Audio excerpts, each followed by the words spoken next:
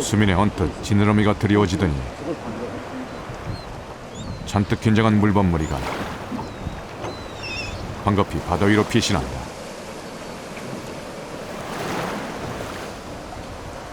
물범들은 무엇인가 겁을 먹고 있었다.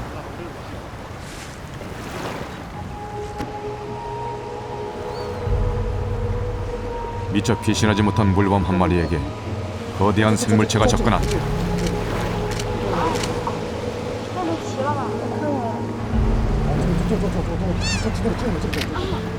물범의 모습이 시야에서 사라지고 붉은 피가 번진 바다. 목격자들은 지느러미의 정체가 먼 길이 6m의 거대한 백상아리라고 말했다.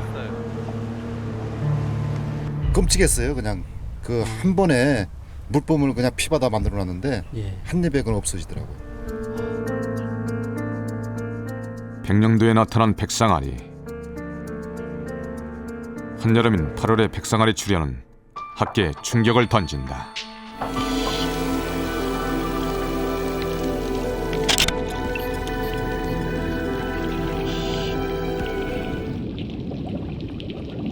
거대한 공포가 소리 없이 다가온다.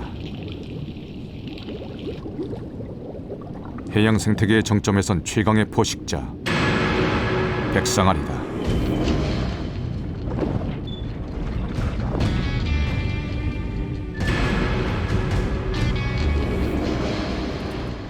가공할 힘과 놀라운 사냥 감각으로 인간까지 무력화시키는 바다의 제왕.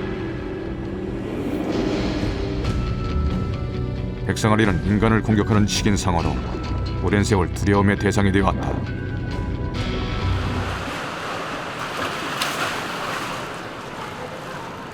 올해 28살의 청년 아심은 4년 전 겨울 백상아리에 물리는 사고를 당했다. 가까스로 목숨은 구했지만 한쪽 다리는 상어의 윗속으로 사라진 뒤였다. Can I see your legs? Yeah. Yeah, my That's right. This side. yeah, Right. This. yeah. The shark attack was sort of like from this side. This side. Yeah, and 백상아리는 순식간에 물 밑에서 치고 올라왔다.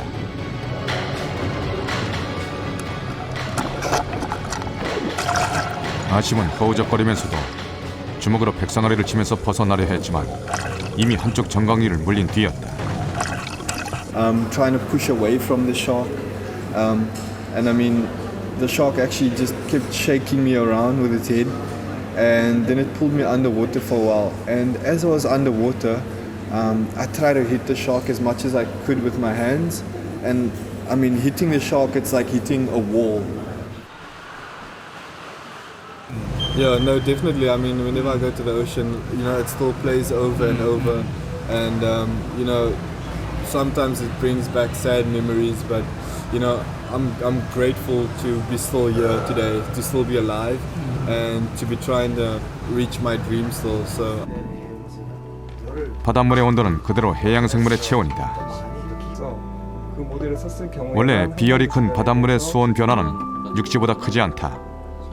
하지만 최근 한반도의 바다는 놀라운 변화를 보이고 있다. 지난 40년간 서해의 수온은 1.4도씨나 상승했다. 해양 생태계에 큰 변화를 가져올 급속한 온난화의 결과다. 우리가 그 인체 체온하고 비교할 수 있을 텐데요.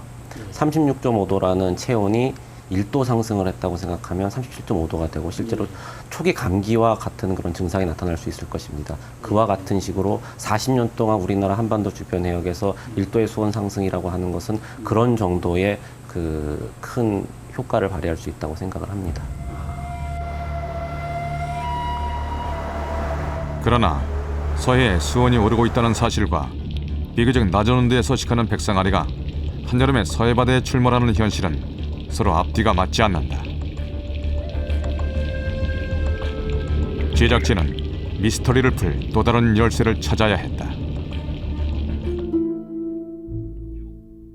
1990년대 중반부터 지금까지 최윤 교수는 3차례 백상아리의 사체를 해부했다.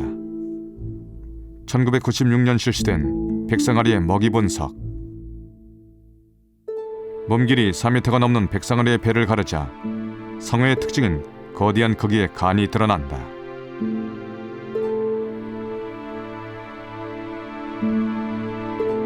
이어 위를 가르자 안에서 나온 것은 바로 상괭이. 해외에서 발견되는 백상아리는 대부분 물개나 바다 표면을 포식하지만 서해안의 백상아리는 상괭이를 먹이려 하고 있었다. 백상아리는 제가 3마리 잡아가지고 해부를 했는데 다 그 상괭이 돌고래만 이렇게 들어 있었습니다. 그러니까 주 먹이원은 바로 상캥이다. 그러죠. 예. 백상아리의 먹이원인 상괭이 역시 이전부터 서해에 서식하던 종이다. 상괭이의 생태에 어떤 변화가 생긴 것은 아닐까.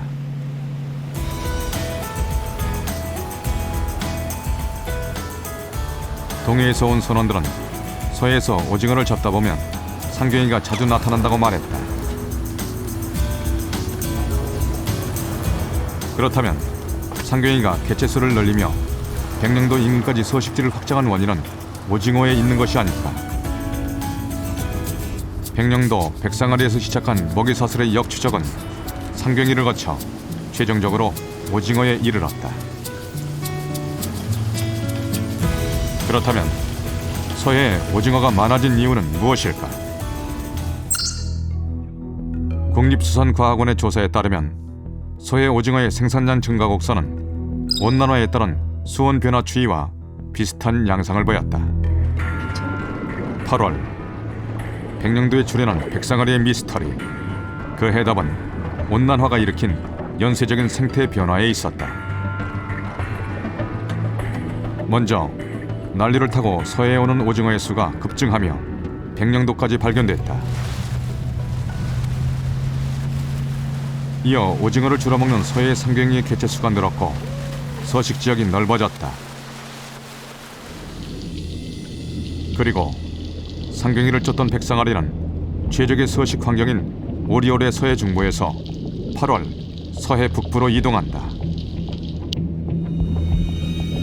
결국 하부 생태계의 교란이 최상위 포식자의 생태계까지 이변을 일으킨 것이다. 우리 한반도에서 그 수온 변화가 1도씨가 상승했다는 것은 그 아래 여러 생물들의 분포를 변화시키고 있습니다. 예를 들어서 서해안에서 고등어가 올라온다거나 또 어떤 오징어나 또 문어 전혀 출현하지 않았던 것들이 최근 10년 사이에 아주 그 변화가 많이 일어나고 있거든요. 그러니까 이런 먹이 변화가 연쇄적으로 일어나가지고 결국은 최상위에 있는 그 백상아리의 어떤 분포 변화까지 이끌어내고 있다. 이렇게 생각이 되어집니다. 어떻게 보면은 지금 현재 바뀌어가고 있는 어떤 그 기후에 대해서 이미 우리 야생 생태계는 이미 벌써 바뀌어가고 있다고 할 수 있겠습니다. 이러한 그 어떤 바뀌어가고 있는 그 야생 생태계가 곧 언제인지 이게 확실치는 않지만은 아마도 우리 그 생존 기간 안에 어떤 우리한테 큰 피해를 입힐 수 있겠습니다. 한반도를 둘러싼 해수의 온도는 2100년까지 무려 3.5도씩가량 상승할 것으로 예상된다. 지구 평균치를 훨씬 웃도는 해수온도 상승은 이상 기후를 강화시키고 강력한 집중호우와 슈퍼 태풍을 불러온다.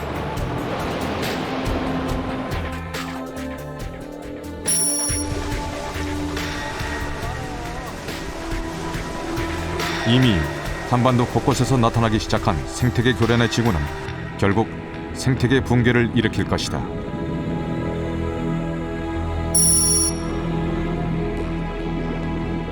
생물종의 30%가 멸종하는 미래.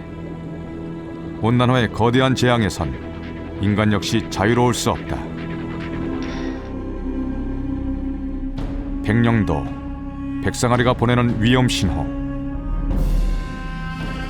생태계 재앙의 불길한 징조는 지금도 계속되고 있다.